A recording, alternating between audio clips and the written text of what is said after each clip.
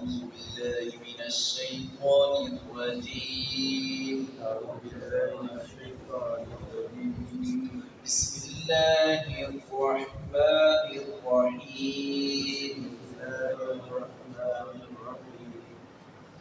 واغفر لأبي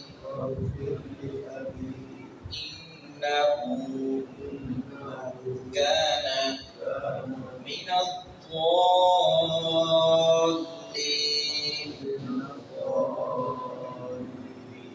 ولا تخزني يوم يبعثون يوم لا ينفع مال ولا بنون إلا من أتى الله بقلب سليم وأزلفت الجنة للمتقين وبرزت الجحيم للغافلين.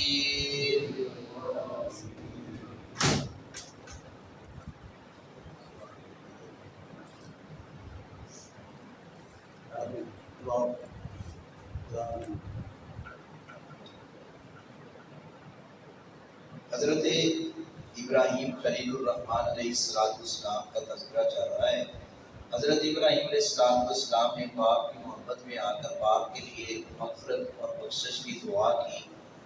اللہ رب العزت کو یہ کلمات سخت ناپسند آئے. یہ اس وقت دعا کی تھی جب ابھی واضح طور پر مفسرین نے لکھا ہے احکام نازل نہیں ہوئے تھے، تب انہوں نے یہ دعا کی. اور پھر اللہ رب العزت نے واضح بھی کر دیا کہ ابراہیم نبی کی سیرت جو ہے تمہارے لیے نمونہ ہے، سوائے اس بات کے جو انہوں نے اپنے مشرک باپ کے لیے مغفرت کی دعا کی. قرآن کریم کے اندر واضح طور پر مکالمہ موجود ہے. حضرت ابراہیم علیہ السلام کا اپنے باپ کے ساتھ باپ کو سمجھاتے رہے.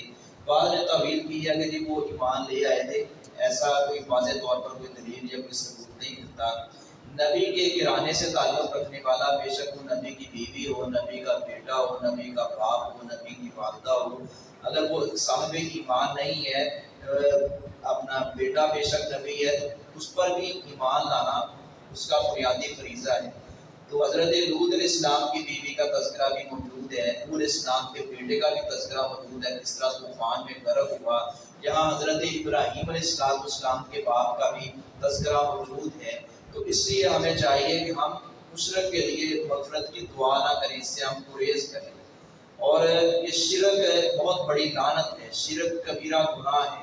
قرآن کی آیات ہم سناتے رہتے ہیں کہ اللہ رب العزت چاہے تو سارے گناہ معاف کر دے، لیکن رب العالمین نے شرک معاف نہیں کرنا. تو ابراہیم علیہ السلام جو ہے اللہ رب العزت سے انہوں نے بڑی دعائیں طلب کی ہیں اور بہت کچھ مانگا ہے اللہ رب العزت سے، اور اللہ رب العزت نے امتحانوں میں کامیاب بھی کیا ہے اور ان دعاؤں کو شرط قبولیت سے بھی نوازا ہے. لیکن یہ وہ دعا تھی جو ناقابل قبول ہے. تو حضرت ابراہیم علیہ السلام کو اور روک دیا گیا.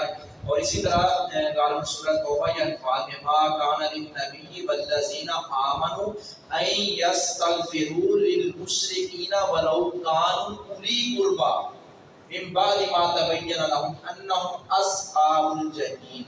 کہ نبی کے لیے یہ جائز نہیں ہے کہ وہ دعا کرے اپنے کسی قریبی رشتہ دار کے بارے میں مغفرت کی، اور وہ مشرک ہو تو مشرک کے لیے وہ دعا کرے. نبی کے لیے یہ جائز، کسی نبی کے لیے یہ جائز نہیں ہے. تو اللہ رب العزت نے واضح طور پر روک دی ہے.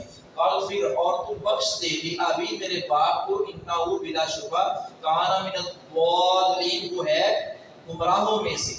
پتا تھا کہ باپ جو ہے وہ بتوں کی پوجا کرتا ہے اور اس کام میں شریک ہے اور اللہ رب العزت کے ساتھ شرک کرتا ہے، شریک ٹھہراتا ہے ان جھوٹے معبودان باطلہ کی پرستش جو نہ نفع دے سکتے ہیں نہ نقصان دے سکتے ہیں.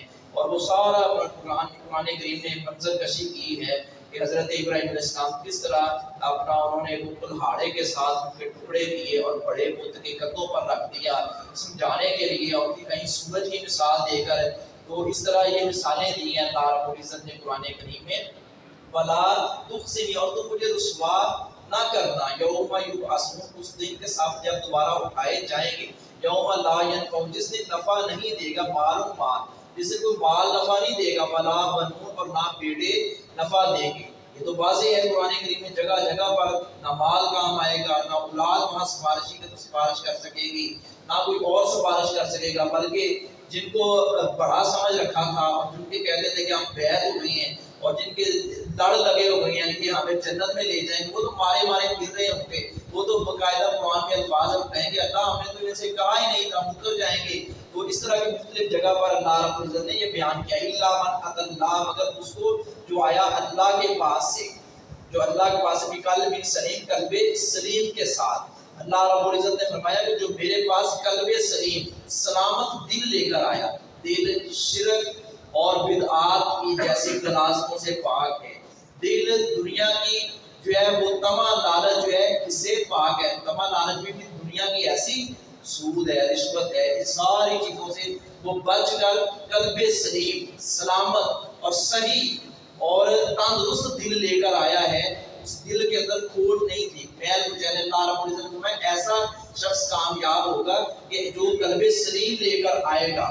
تو اس لیے ہمیں اپنا دل جو ہے وہ ہر قسم کی غلاظت سے پاک رکھنا چاہیے، صاف رکھنا چاہیے، کسی کے بارے میں کوڑ نفرت رکھنا، جیسے جہاں شرک اور بدعات سے اس کو آلودہ ہونے سے بچانا ہے، اور دوسرے مسلمان بھائیوں کے بارے میں بھی اس دل کو صاف رکھنا چاہیے۔ جس طرح ظاہری صفائی کا اہتمام ہونا چاہیے، یہ دل جو باطنی صفائی اس کا بھی اہتمام ہونا چاہیے۔ وَأُزْلِفَتِ الْجَنَّةُ، اور قریب کی جائے گی جنت للمتقین، پرہیزگاروں کے لیے۔ یہ پرہیزگاروں کے لیے اعزاز اور انعام ہوگا۔ ہر کسی کو اللہ رب العزت بدو بدو کو جنت نہیں دے گا، وہاں اعمال کی بنیاد پر اللہ پھر اپنی رحمت سے، جس نے نیک اعمال کیے ہوں گے، پھر اللہ اپنی رحمت سے اس کو جنت دے گا۔ وَبُرِّزَتِ الْجَحِیمُ لِلْغَاوِینَ، اور ظاہر کی جائے گی جہنم گناہ گاروں کے لیے۔ وما علیہ